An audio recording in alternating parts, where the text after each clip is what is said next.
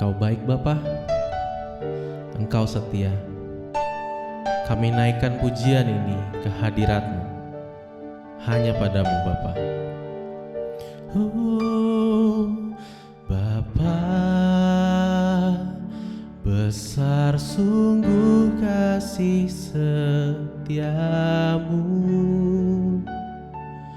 nyata sungguh perlindunganmu, tak satu kuasa mampu pisahkan aku dari kasih-Mu. Bapa, ajarku selalu hormati-Mu, ajarku turut perintah-Mu, berikan ku hati untuk menyembah-Mu dan bersyukur setiap waktu.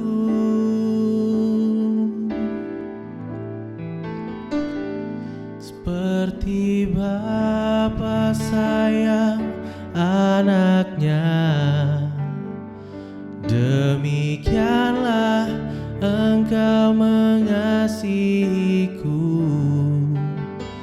Kau jadikan biji mata-Mu, Kau berikan semua yang ada padamu.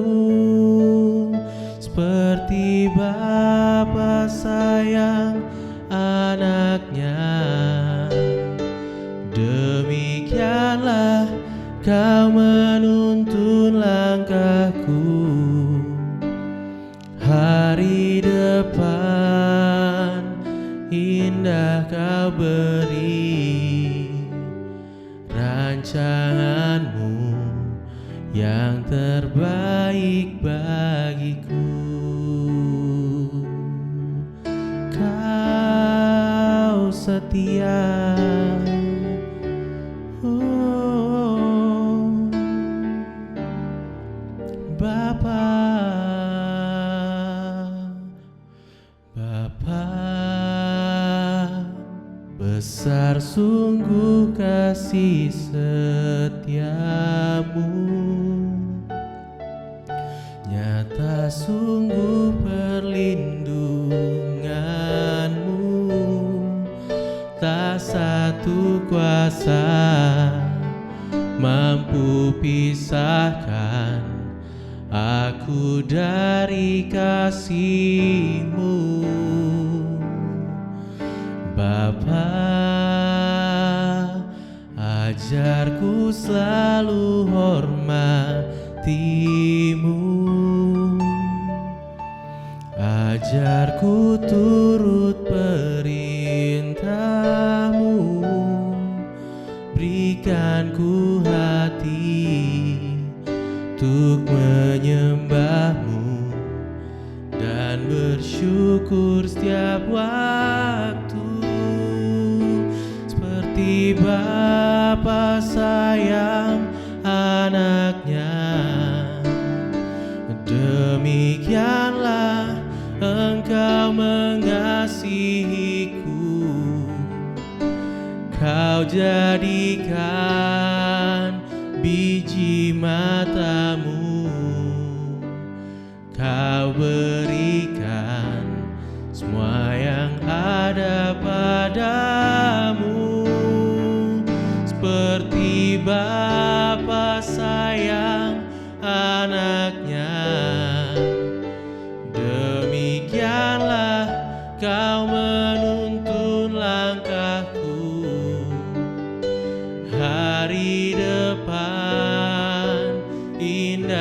Engkau beri, rancangan-Mu yang terbaik bagiku. Oh, Kau setia Bapa, indah rancangan-Mu. Engkau baik Tuhan, oh nyata perlindungan-Mu Tuhan. Haleluya. Oh, ku mau puji Engkau, ku naikkan puji syukurku Tuhan. Sembah kami padamu Tuhan. Haleluya, haleluya.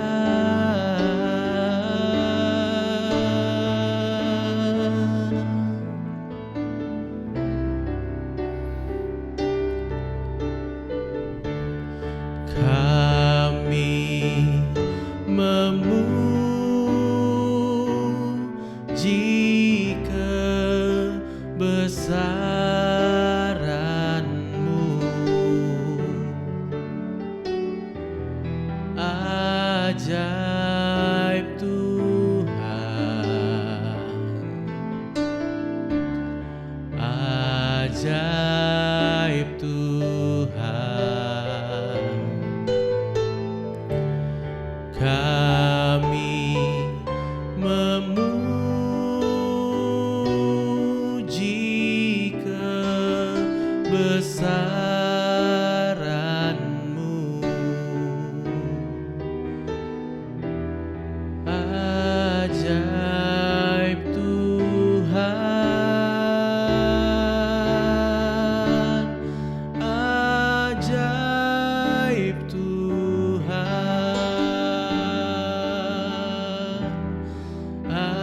ajaib Tuhan,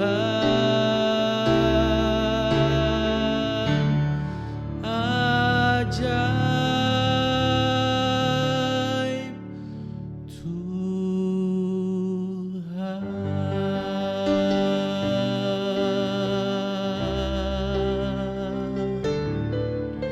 Oh, ajaib Engkau Tuhan. Haleluya.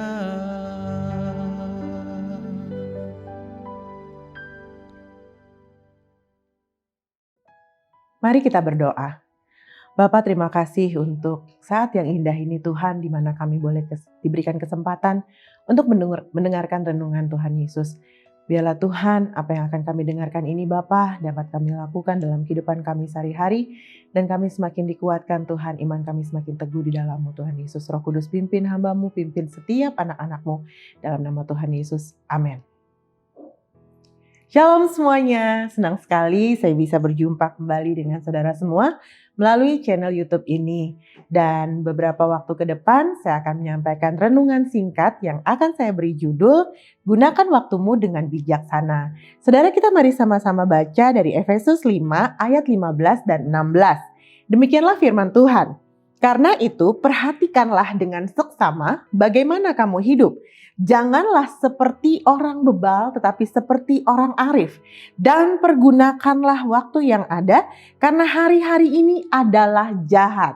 Dan di ayat yang lain di dalam Mazmur 90 ayat 12 dikatakan, ajarlah kami menghitung hari-hari kami sedemikian, sehingga kami beroleh hati yang bijaksana. Jadi saudaraku, kita harus menggunakan waktu kita dengan bijaksana. Mengapa? Yang pertama adalah karena waktu yang ada di dunia ini hanyalah sementara. Ini adalah perjalanan sementara, saudaraku. Jadi apa yang kita lakukan di dunia adalah cerminan apa yang akan terjadi di masa yang akan datang. Atau apa yang akan kita alami. Apakah kelak ketika kita meninggalkan dunia ini, kita akan dapat hidup kekal di surga atau kebinasaan di dalam neraka, saudara. Kita sama-sama belajar, saudaraku, bahwa ternyata yang namanya kehidupan di dunia ini dimulai dari waktu kita ada di dalam kandungan ibu kita. Iya kan, ketika kita ada dalam kandungan ibu, kita dikandung selama waktu 9 bulan 10 hari. Lalu ketika kita lahir pun kita tidak langsung instan bisa berjalan saudara. Butuh waktu 10 bulan, 1 bulan, bahkan 1 tahun 3 bulan untuk seorang anak akhirnya bisa berjalan. Berarti saudara, bicara tentang waktu, bicara tentang rentang di mana ada masa-masa yang harus kita jalani, ada sebuah siklus perjalanan yang harus kita jalani. Nah, persoalannya adalah bukan soal berapa lama engkau sudah hidup di dunia ini. Bukan berapa lama waktunya saudaraku. Tetapi apa yang sudah engkau lakukan selama engkau hidup di dunia ini. Apakah engkau semakin bijaksana atau engkau semakin menjadi orang yang bodoh ataupun bebal yang tidak mau lagi dikasih tahu saudara. Yang tidak mau lagi berubah saudaraku. Ya, firman-Nya katakan kita harus semakin bijaksana saudara. Orang yang bijak adalah orang yang belajar setiap harinya. Belajar bukan hanya di bangku sekolah, belajar bukan hanya ketika engkau kuliah saudara. Tapi belajar dari hari-hari hidupmu, belajar dari banyak orang yang engkau juga bisa belajar dari pengalamanmu, engkau belajar dari kegagalanmu, engkau belajar dari kesalahan yang pernah engkau lakukan. Kalau engkau pernah gagal saudara, engkau belajar dari kegagalan itu, maka engkau tidak akan menghabiskan waktumu untuk meratapi dirimu berhari-hari atau bahkan berbulan-bulan, bertahun-tahun di kamarmu saudara. Tapi engkau dapat bangkit dan engkau dapat berusaha lagi, belajar dari kegagalan itu, lalu engkau akan menemukan yang namanya keberhasilan. Dan jika engkau seorang yang belajar dari kesalahanmu, engkau akan menggunakan waktu yang ada bukan untuk mengutuki dirimu, bukan untuk melebeli dirimu bahwa engkau adalah orang berdosa, tetapi sebaliknya engkau menggunakan waktu yang ada dengan datang kepada Tuhan, mohon ampun pada Tuhan dan mohon belas kasihan Tuhan untuk merubah hidupmu saudara.